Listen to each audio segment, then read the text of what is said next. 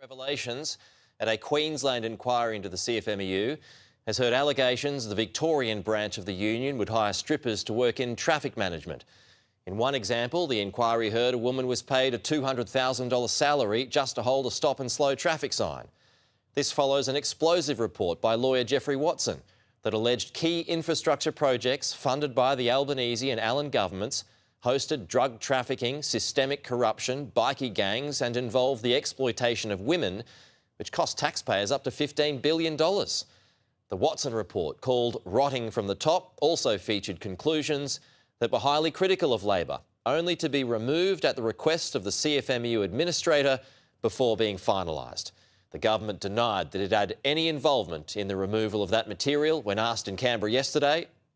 My office received the report. I need to be very clear to the member for Goldstein that at no point has my office requested any changes, any omissions, anything different to this report. We received the report, but I need to be clear to the member for Goldstein. This is a report to the administrator, not a report to government.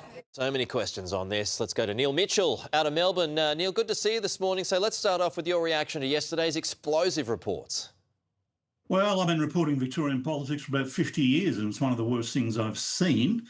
We've got to remember they are allegations, but they're not coming from Joey on the street or a journalist. They're coming from a very highly placed legal official. It's horrible. Victoria, we haven't got enough blankets and pillows in the hospital. Our fire trucks are T-model Fords. They're falling apart. The roads have got potholes the size of Sydney Harbour.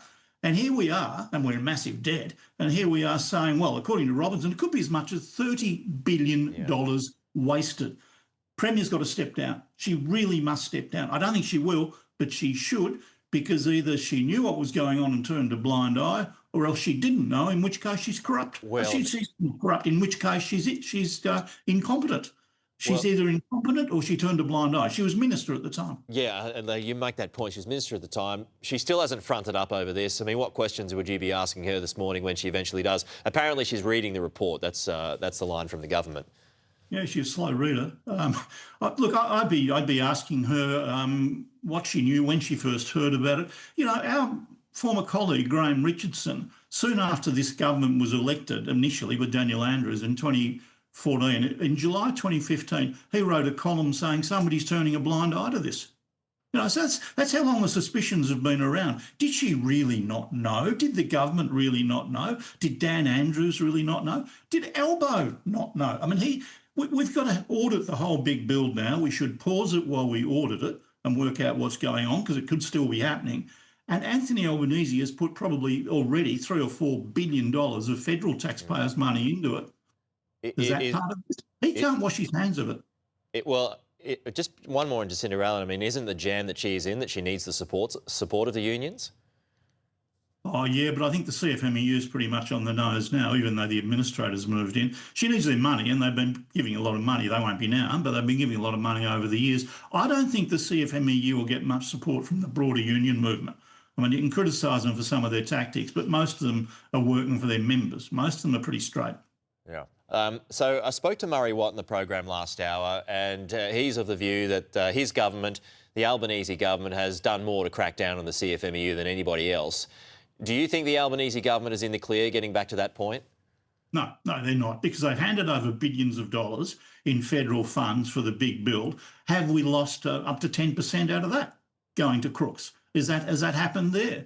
What did he know about it? He was closely connected, a good mate of Daniel Andrews. If Daniel Andrews knew about it, did Albo know about it? He cannot wash his hands of it.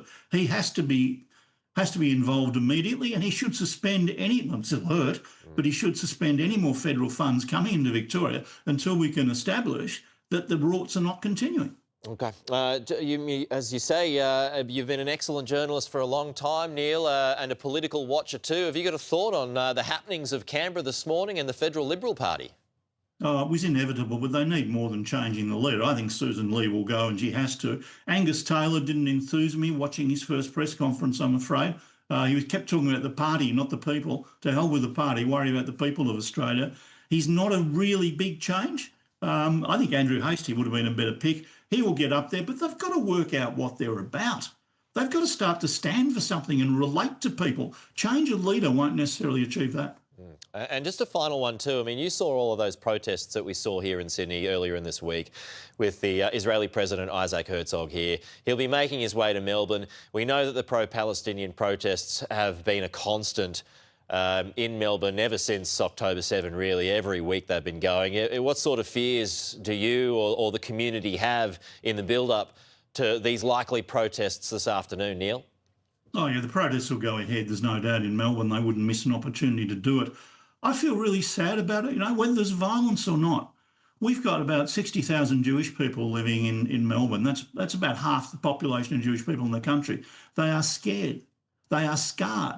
They are hurting. This aggravates the pain. And if silly Grace Tame turns up and does it again, well, the public can suggest to the Australia Day Council she'd be stripped of the title, and we should do it. There's an email address, do it. We'll watch that closely. Neil Mitchell, always good to talk to you. Thank you.